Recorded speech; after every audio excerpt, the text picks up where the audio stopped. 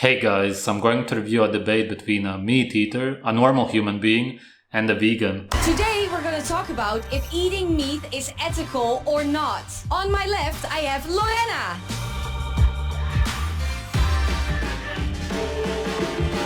She looks so mad. Hello everybody, my name is Lorena, you can find me as Sustantofila, and I am a guest animal exploitation, which is why I am here, and I want to invite everyone who's watching this to open up your minds. If you're watching a debate, it's not to stay in the same position that you were at, but to listen to the other side and question your beliefs. Hey guys, I'm Tal and I eat meat, yes. And I want to open the debate today about meat eaters. I want to break the stigma, and I think we can get there. Now let's go straight into the debate. Lorena! Okay, for my first point, how can it be ethical to kill an animal just because you enjoy the taste of it? To me, a life is not comparable to a few seconds of pleasure. Why do all of them say exactly the same thing? It's because they can't think on their own. I disagree. We don't eat meat just for the pleasure of it. We eat meat because we need to get the nutrients inside the meat. Yes, plants don't have over 15 micronutrients. And of course, many other nutrients are in plants but in very low amounts. Like, to get a healthy lifestyle, you need fruits, you need like pasta, you need all kinds of stuff, but you also You don't need pasta at all in any way. need the stuff you get from meat. Vitamin B12, for example, you can only get from meat. And if you don't eat B12, what might happen is that you can get dizzy, you can lose your strength, you can get very Also vitamin A, vitamin D, all of those are very important and essential for health. weak. So that's a risk that I'm not willing to take. And I'm not saying go to be deficient and don't nurture yourself. But what I'm saying is there's alternatives to everything. So even B12, yes, it's one thing that you cannot get from plants. And it actually doesn't come from meat, it comes from bacteria. And the reason we're not getting it is because we wash our fruits and our veggies, right? But That's incredibly wrong, but a lot of vegans actually believe this. They will also say that the B12 is somehow found in the ground because the bacteria somehow created. There's no real explanation for it. I've never seen an actual explanation as to how that's supposed to happen. Even Dr. Michael Greger can't actually explain it. But of course, if you would find any B12 in the ground, it would be from animal leftovers, possibly also from excrement. That is actually what happens because it goes into the ground. The point is that actual untouched earth has never been found to have B12 in it, which is why it's irrelevant if you would wash your vegetables. And that's another thing. It doesn't make any sense at all. Those vegetables which she showed, or they showed on the screen, are man-made vegetables which don't exist in nature. Which means that in nature we would never eat them because they don't exist. It's impossible to eat them. Those are peppers anyway, which are a fruit, but the vegetables found in nature are absolutely inedible, toxic. but we can get a vegan alternative of that through taking pills. And I'd rather take 2 pills per week. Alright, the B12 pills a lot of times actually come from animal sources anyway, which vegans are not aware of. And then there's one which is basically like cyanide, which is not actual B12, but it gives you energy when you consume it. It's similar to coffee because it really adrenalizes your body because of how toxic it is. The main and most important thing to know about B12 is that it only comes from animals. It does not come from bacteria. Yes, indirectly the bacteria are in the animals, such as cows, where it's produced in the rumen, but it is not produced outside of the animal, obviously. Than have an animal get killed for me. But that's the thing, I don't want to eat pills. I don't want my diet to be full of pills. Like, I don't want to feed my kids with pills. I don't want to feed It's not full of pills, it's a vitamin that you can take. And anyways, animals are getting B12 artificially as well. Yes, they do get it also, but that's not an actual argument because naturally the way we get B12 is by hunting animals. That's how it's always been. It's irrelevant if nowadays in modern farming they also give it to the animals. Completely irrelevant because that's not what we should be consuming anyway. They're getting this supplement. So I'd rather just remove the middleman and get it straight without any killing.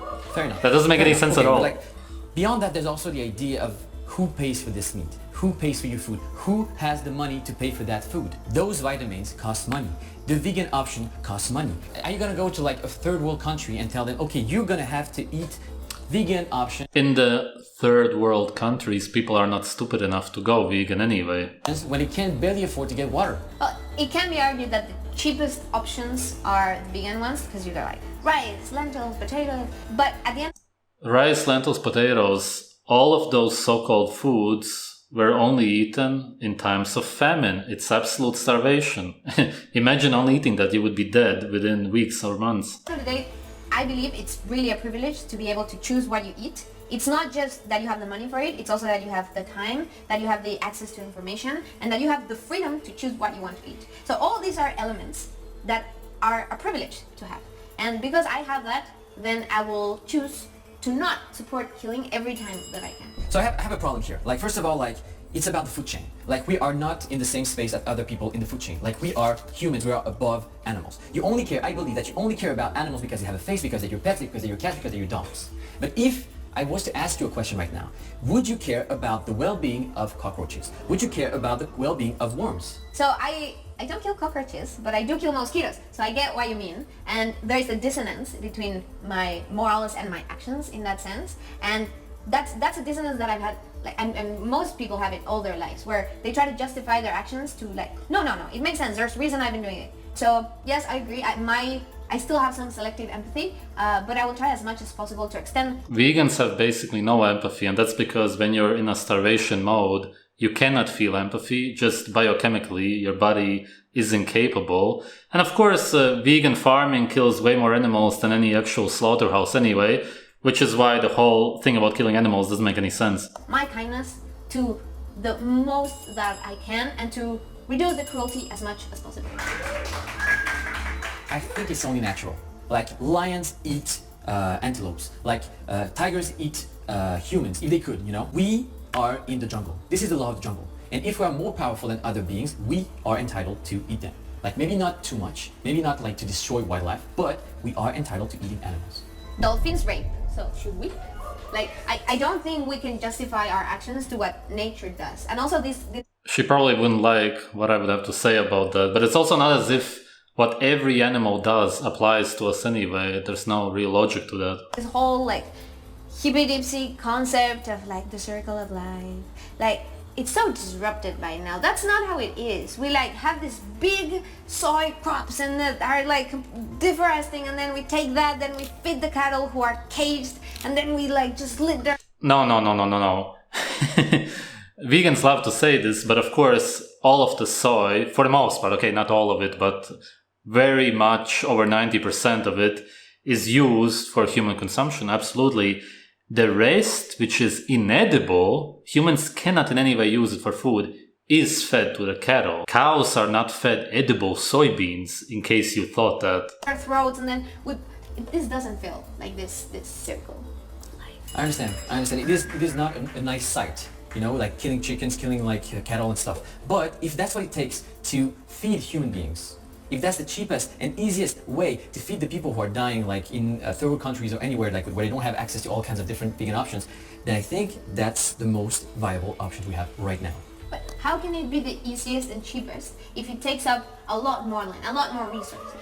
So one thing that really shocked me when I learned is that it takes 18 times more land to have a diet that has meat on it than one that is based on. This is what people argue about all of the time. There's so many different studies, if you want to call it that, and research done about this topic. And of course, you can find people saying this and people saying this. At the end of the day, of course, plant agriculture actually uses a lot more land, and monocrops absolutely destroy the land. And really the only way we could even save this earth would be by letting cows graze on it and essentially walk in a circle and just replenish the ground.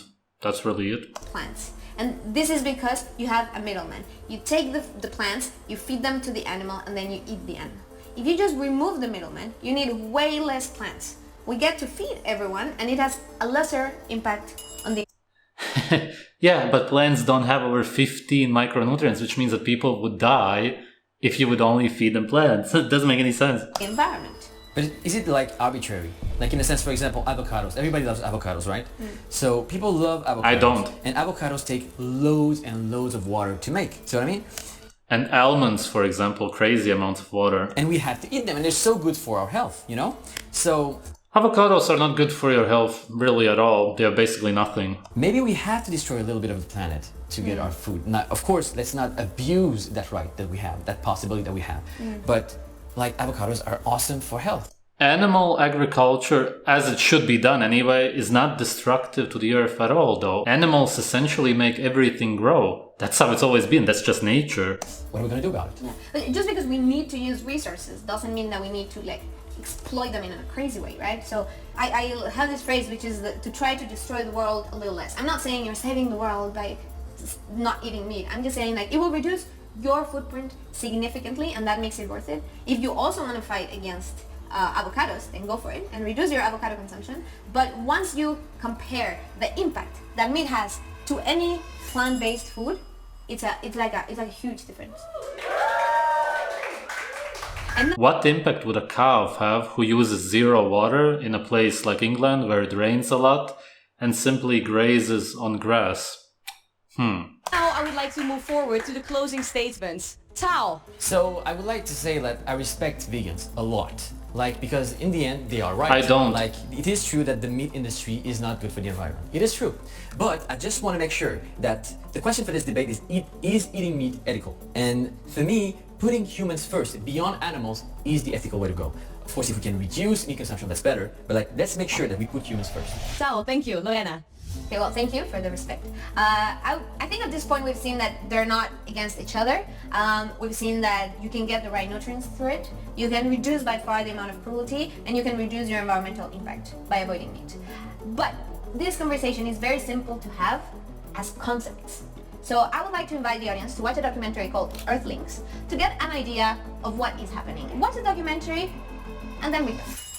Then you could simply stop treating animals badly. And of course, the documentary takes the worst possible scenarios, and probably a lot of it is even fake. Even if it wouldn't be, it's pretty irrelevant because you could simply shut down those specific industries if you really wanted to. Not saying that you should. Really, we should just be focusing on feeding humans food which has every nutrient, which is only meat, and simply treating animals better. That's about it. We can see if we agree. And now it's time for the audience to vote. Let's go. Come on, we're not gonna do Let's go meat, let's go meat, let's go meet, let's go meet, let's go meet. Yes, yes, yes. Go. Yes. Mark, Look at this, look at it's a tie! I don't know.